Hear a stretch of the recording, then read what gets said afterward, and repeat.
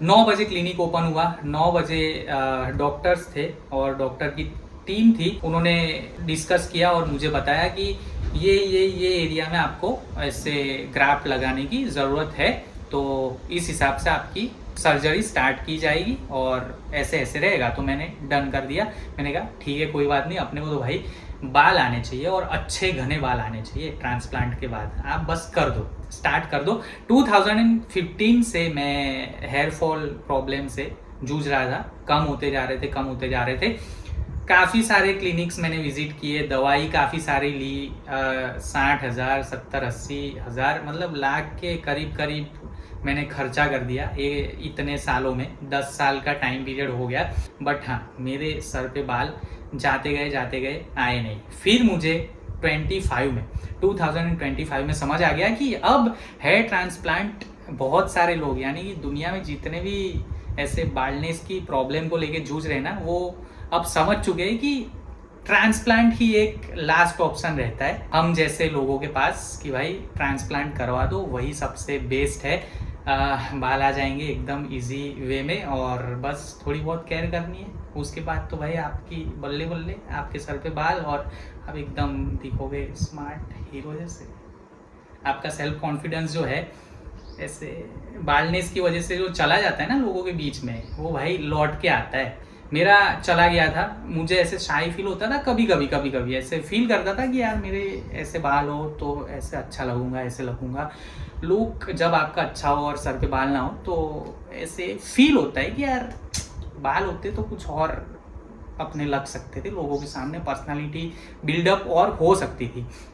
जो मेरी पर्सनालिटी, जो मेरा सेल्फ कॉन्फिडेंस ऐसे इतने सालों में डाउन गया था ना, लो गया था, वो अब बिल्डअप हो रहा है। मतलब अब फिर से मुझे एक ऐसे कॉन्फिडेंस आ रहा है मेरे अंदर कि हाँ, अब मैं अच्छा दिखूंगा। और ऐसी सोच, पॉजिटिविटी के साथ जो सोच आती है ना, वो सोच आपको ना कहीं पे और स्टेप अप कर देती है कि भाई हाँ, मैं अब ये कर सकूंगा, मैं अब ये कर सकूंगा, मैं अब लोगों के सामने खड़ा रह सकूंगा, मैं अच्छा दिखूंगा, अच्छी सोच के साथ ऐसे खुद को रिप्रेजेंट कर पाऊंगा। तो कमी हर एक इंसान में रहती है और हर एक इंसान कोई ना कोई कमी के साथ ही दुनिया में आया हुआ रहता है और वो कमी पूरी करने की कोशिश वो 100% करता ही है, जो कि मैंने भी करनी चाहिए और मैंने कमी पूरी की। हालांकि एक ही दिन हुआ है मेरा ट्रांसप्लांट हुए।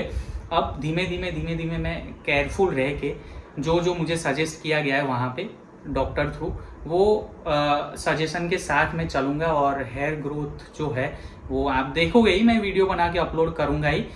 होता जाएगा एंड एक दिन ऐसा आएगा कि 1 साल के अंदर अंदर मेरे जो ये हेयर ट्रांसप्लांटेड एरिया है वहाँ पे हेयर फुल्ली ग्रोन आ जाएंगे। तो 1 साल का वक्त लगना ही लगना है, वो तो आपको समझ के चलना ही पड़ेगा।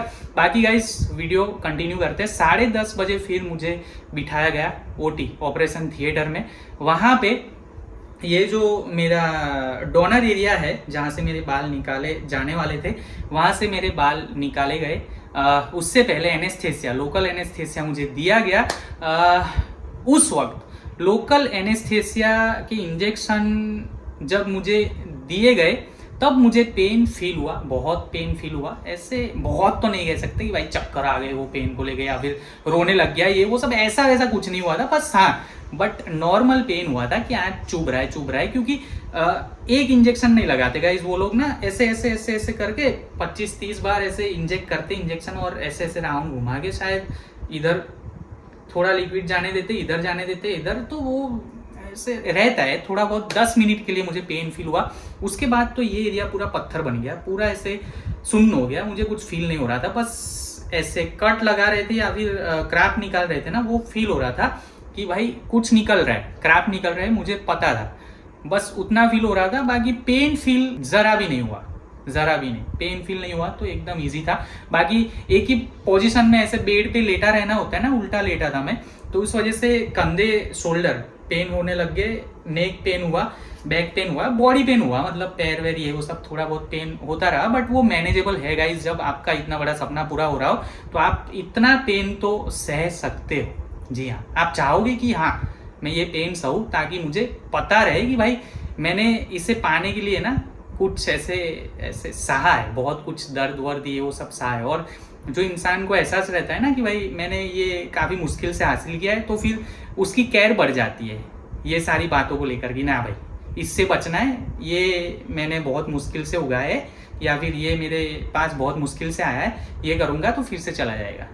तो डर बना रहना ज़रूरी है। मैंने वो पेन सहा है, अब मुझे पता है कि भाई ऐसे ये करूँगा वो करूँगा, ऐसे कुछ गलत कर दिया, कुछ खा पी लिया, कुछ ऐसे लाइफस्टाइल सुधारी नहीं, या फिर लाइफस्टाइल में ये चेंज आया वो चेंज आया, तो हेयर फिर से जा सकते हैं। और हाँ गाइस, ऐसा नहीं है कि एक बार आ गए फिर जाएंगे नहीं, आप केयर नहीं करोगे तो चले जाएंगे, सीधी सी बात है। तो केयर तो करनी है भाई, लाइफस्टाइल आपको सुधारनी पड़ेगी हेयर ट्रांसप्लांट के बाद। ये नहीं करना तो नहीं करना, अवॉइड करना है तो अवॉइड करना है, ये करना है तो ये कर सकता हूँ, यहाँ तक इतने लेवल तक कर सकता हूँ, खा भी सकता हूँ, घूम फिर सकता हूँ, बट वो एक लेवल पे।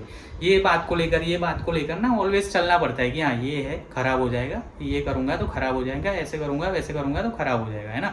तो सारी बातों को लेकर अच्छे से मुझे सजेस्ट किया गया डॉक्टर की टीम थ्रू, डॉक्टर थ्रू मुझे बताया गया टेंशन मत लो, सब कुछ नॉर्मल है। एनेस्थेसिया दिया गया, उसके बाद मुझे पूछा गया आर यू ओके, मैंने कहा okay I am all okay, आप बस स्टार्ट कर दो। स्टार्ट किया और सारे क्राफ्ट निकाले, 10:30 से लेके 2 बजे तक मेरे सारे 4000 अराउंड क्राफ्ट निकाले गए। 3500 समथिंग क्राफ्ट निकालने वाले थे, बट वहाँ गया तो उन्होंने पाया होगा कि थोड़े बहुत और क्राफ्ट की ज़रूरत पड़ेगी, तो उन्होंने 500 समथिंग शायद ज़्यादा क्राफ्ट निकाले, जो कि कोई दिक्कत की बात नहीं थी। डोनर एरिया मेरा अच्छा था तो इस वजह से क्राफ्ट निकाले गए। वैसे आपका डोनर एरिया यहाँ का अच्छा ना हो तो आपकी बियर्ड से भी बाल निकाले जा सकते हो, और दूसरे बॉडी पार्ट से भी आपके जो हेयर होते हैं वो निकाल के ऐसे उनको जो ठीक लगे, आपको ठीक लगे उनको ठीक लगे, उस हिसाब से बाल निकाल के आपका जो है ऐसे बाल्डनेस एरिया कवर किया जा सकता है। वो डॉक्टर पे डिपेंड है और आप पे डिपेंड है। 2 बजे फिर लंच ब्रेक दिया गया 1 घंटे तक का। 3 बजे तक मैं खाया, घुमा फिरा, ये वो सब बैठा, सब कुछ ठीक था। उसके बाद सेकंड सेशन स्टार्ट होने वाला था, जो कि था ट्रांसप्लांटेशन का सेशन। ठीक है, 4000 जो क्राफ्ट निकाले थे वो अब ट्रांसप्लांट करने का वक्त आ चुका था। 3 बजे से लेके 8 बजे तक जो सर्जरी मेरी हेयर ट्रांसप्लांट की चलने वाली थी वो चली 10:30 बजे तक। थोड़ा बहुत टाइम ऊपर नीचे हो ही जाता है, वो समझने वाली बात है। उल्टा लेटाया गया था ये डोनर एरिया से क्राफ्ट निकालने के वक्त। अब बारी थी सीधे लेटने की, मतलब अब थोड़ा इजी था, बट हाँ सीधा लेटा, एक ही पोजीशन पे लेटना हुआ, इस वजह से मुझे और भी पेन हुआ थोड़ा बहुत। बाकी फिर से ये एरिया में ट्रांसप्लांट करने से पहले एनेस्थेसिया, लोकल एनेस्थेसिया के इंजेक्शंस दिए गए, क्योंकि अब यहाँ पे ऑपरेशन होने वाला था, मतलब सर्जरी होने वाली थी। क्राफ्ट इंजेक्ट होने वाले थे, कट लगा के फिर क्राफ्ट को इंजेक्ट करते, तो एनेस्थेसिया देना ज़रूरी था ये एरिया में। तो बस मैंने जैसे बताया, पीछे 10 मिनट तक एनेस्थेसिया देते वक्त दर्द हुआ था, थोड़ा बहुत ऐसे मैनेजेबल था वो भी। तो यहाँ पे भी वैसे ही दर्द हुआ और वो थोड़ा सा ज़्यादा हो रहा था, बट हाँ पीछे एनेस्थेसिया दिया गया, इस वजह से यहाँ पे जो इंजेक्शन इंजेक्ट हो रहा था ना, उसका असर, वो दर्द थोड़ा सा कम हो रहा था। इससे ज़्यादा यहाँ पे नहीं हो रहा था, यहाँ पे कम, यहाँ पे ज़्यादा हुआ था। तो फिर भी वो मैनेज हो गया। यहाँ का भी एरिया एनेस्थेसिया देने के तुरंत बाद ऐसे 1-2 मिनट में ही ऐसे पत्थर जैसे हो गया, मैं कुछ फील नहीं कर पा रहा था, सेंसलेस हो गया था ये एरिया। और बस मुझे इतना पता था कि कट लग रहे, कट करते ऐसे कट ब्लेड से या फिर इंजेक्शन की जो नीडल आती है उससे ही कट करते, ऐसे ऐसे ऐसे ऐसे ऐसे करते कि बहुत सारे कट लगते हैं, बहुत सारे। वो कट का बस आवाज़ आता है चर चर चर करके, बाकी आपको वो दर्द फील नहीं होता। आवाज़ ऐसे आप सुन सकते हो, you can hear voice, but you can't feel any दर्द वर्द, ये वो सब समझ गए ना आप। कोई भी ऐसे दर्द फील नहीं करोगे, आपको कुछ फील नहीं होगा। बस आपको पेशेंस रखना है, सब ठीक हो रहा है, सब ठीक हो रहा है, बस आपके सर पे बाल आने वाले, ये सोच के बैठे रहना है, शांति से खुद को काम डाउन करके बैठे रहो। सर्जरी के दौरान जो भी टीम थी बातें कर रहे थे अंदर अंदर अंदर अंदर, तो मैं भी इंटरेस्ट लेने लगा, मैं भी उनसे बातें करने लगा। मेरा माइंड थोड़ा बहुत मैं भटकाना चाह रहा था यहाँ से, कि थोड़ा सा ऐसे बात करूँगा ना तो अच्छा लगेगा मुझे। तो उन्होंने भी सपोर्ट किया, वो भी बात करने लगे, मैं भी उनको पूछने लगा पर्सनल लाइफ को लेके, ऐसे सोशल लाइफ को लेके वो भी मुझे ऐसे सेम क्वेश्चन करने लगे और टाइम भाई बीत गया। अपने जैसे ही बंदे थे, मज़ा आ गया। हम अगर बातूनी हो ना तो आसपास के इंसान को बातूनी बना सकते हैं, मतलब बातें करवा के अपना दिमाग जो है वो डाइवर्ट कर सकते हैं। वो बहुत ज़रूरी होता है सर्जरी के दौरान। तो मैंने वो किया तो मुझे वो फील ही नहीं हुआ। थकान फील हो रही थी, बट थकान को फील कर रहा था ना, तो ऐसा हो रहा था कि मैं बात कर लूँ तो सब ठीक हो जाए, टाइम निकल जाए। बातें कर रहा था, सर्जरी चल रही थी, वो लोग जवाब दे रहे थे, क्वेश्चन कर रहे थे, मैं जवाब दे रहा था एकदम इजीली। 3 बजे से लेके 10:30 कब बज गए मुझे पता नहीं चला। टोटल मैंने ब्रेक लिया होगा 1.5 घंटे का। 1 घंटा लंच का, 5-10 मिनट का 1-2 ब्रेक और 2-3 मिनट के पानी पीने के ब्रेक, सूसू करने के तो 1-2 ब्रेक लिए थे बस। तो 1.5 घंटे का मेरा पूरा ऐसे सेशन के दौरान ब्रेक रहा। सुबह 10:30 से लेके रात 10:30 तक मेरी जो हेयर ट्रांसप्लांटेड सर्जरी थी वो हुई और मैं ये सर्जरी से काफ़ी सेटिस्फाइड हूँ गाइज। आप अगर ट्रांसप्लांट करवाना चाह रहे हो तो आपको मैं वामा क्लिनिक, यहाँ पे सारी डिटेल आ रही होगी, एड्रेस, नंबर, ये वो सब डिटेल दे रहा हूँ वामा क्लिनिक की। अहमदाबाद गुजरात में, उसके आजू बाजू रहते हो, अहमदाबाद में रहते हो, बड़ौदा में रहते हो, सूरत, वलसाड़, मुंबई या फिर ऑल ओवर वर्ल्ड में कहीं पे भी रहते हो, इंडिया में या फिर आउट ऑफ इंडिया कहीं पे भी रहते हो और सोच रहे हो कि आपको सर्जरी करवानी है, हेयर ट्रांसप्लांट आपको करवाना है, आप सोच रहे हो हेयर ट्रांसप्लांट रिलेटेड कोई भी इंक्वायरी ऐसे करवाना, तो एक बार ज़रूर वामा क्लिनिक को कांटेक्ट करें। नंबर है, कॉल करें, कॉल थ्रू ऐसे सारी इन्फॉर्मेशन ले ले, जो भी क्वायरीज है वो क्लियर कर ले, जो भी डाउट है वो क्लियर कर ले और फिर वहाँ जाके भी विजिट कर सकते हो।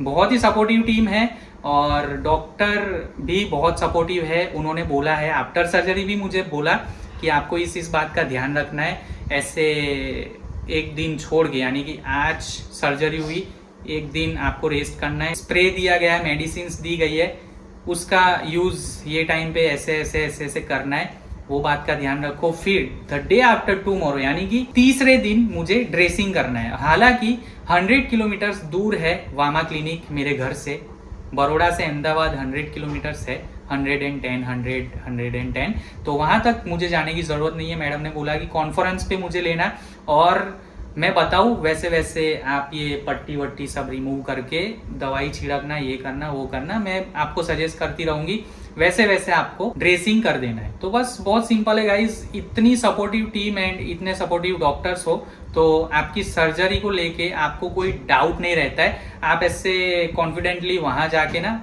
फील कर पाते हो कि हाँ, अब ये सर्जरी करवा रहा हूँ ना तो ये सर्जरी मेरी फेल नहीं जाएगी, 100% बाल आने ही आने, 100% ये ट्रीटमेंट मुझे मिलने ही वाली है और एकदम सेटिस्फाइड होके मैं यहाँ से जाऊँगा। मैं ये नहीं कह रहा हूँ कि आप यही क्लिनिक पे जाके आपकी सर्जरी करवाओ, आप कहीं पे भी जाके करवा सकते हो। बहुत अच्छी क्लिनिक्स है, बहुत अच्छे डॉक्टर्स है, आप वहाँ पे जाके सजेशन लेके वहाँ करवाओ। बट मैं इतना कहना चाह रहा हूँ कि मेरा एक्सपीरियंस वामा क्लिनिक थ्रू बहुत ही अच्छा रहा है, तो इस वजह से मैं ये वीडियो में आपको ये क्लिनिक सजेस्ट कर रहा हूँ। मेरा लुकआउट अच्छा था शायद, बट मेरे सर पे बाल थोड़े कम थे, जो जिस वजह से मैं शाई फील कर रहा था कहीं ना कहीं पे, कॉन्फिडेंस लेवल मेरा लो हो चुका था।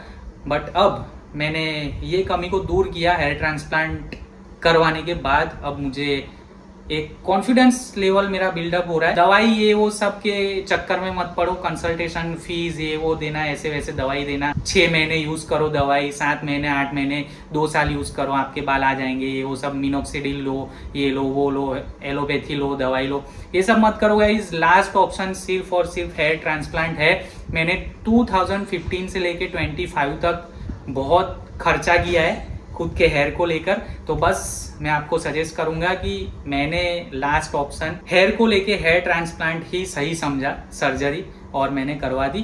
तो आप भी करवा दो गाइस, बट हाँ, अच्छे क्लिनिक के थ्रू अच्छे से सब कुछ ऐसे जांच पड़ताल कर लो। मेरा वीडियो देखो, दूसरों का वीडियो देखो, हेयर ट्रांसप्लांटेड रिलेटेड सारे वीडियोस देख लो, उसके बाद अच्छा क्लिनिक चुनो। जैसे कि मैंने वामा क्लिनिक चूज किया और वहाँ गया, वहाँ जाके करवाया। हालांकि बड़ौदा में भी बहुत अच्छे अच्छे डॉक्टर्स हैं, फीस क्लिनिक के हिसाब से, डॉक्टर के हिसाब से ऊपर नीचे हो सकती है। मेरी हेयर ट्रांसप्लांटेड सर्जरी 56,000 रुपीज में डन हुई।